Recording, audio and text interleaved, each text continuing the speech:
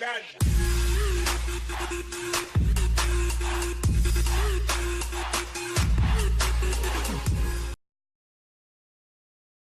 2016, the Falcons blew the biggest lead in Super Bowl history.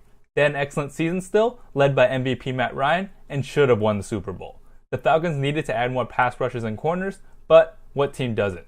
This team is loaded from top to bottom and will be an elite team again this year. In the offseason, the Falcons added even more depth to the defensive line with Dontari Poe. He's an elite athlete for his size and will be able to provide more interior pass rush. Poe had an excellent few seasons in the league, and the Falcons could get a steal if he returns to his Pro Bowl form. In the draft, the Falcons add even more to the pass rush by drafting Takarius McKinley. Now, the Falcons have plenty of pass rushing depth. In the third round, the Falcons got Duke Riley. Riley is a bit undersized, but will add tremendous speed to the defense. The Falcons' offense is elite, led by wide receiver Julio Jones. Opponents know Jones is getting the ball, and he still dominates despite getting double-teamed. The offensive line is stable, with Alex Mack manning the middle of the line. They have a dynamic running back duo with Devontae Freeman and Tevin Coleman. The offense has weapons and depth all around and will be dangerous again this year.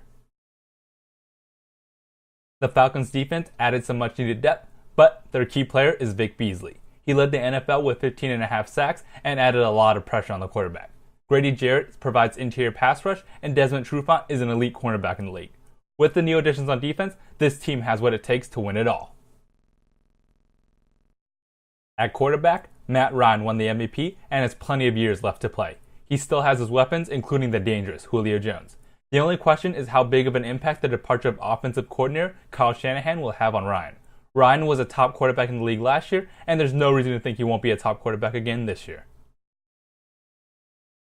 In the best case, the Falcons finish the regular season at 12-4 and win the Super Bowl. They win the division and get home field in the playoffs.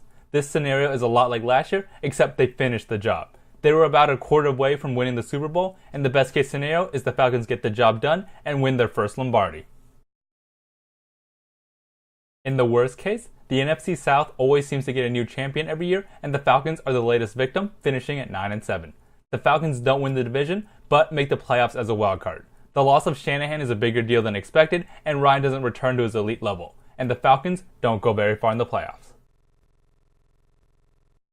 In the likely case, the Falcons are too good and too deep to miss the playoffs. They finish at 10-6 and win the division, but don't make it back to the Super Bowl. There are too many teams in the NFC that the Falcons will have to go through in order to get back. They have a target on their back and are one of many teams who can make it all the way.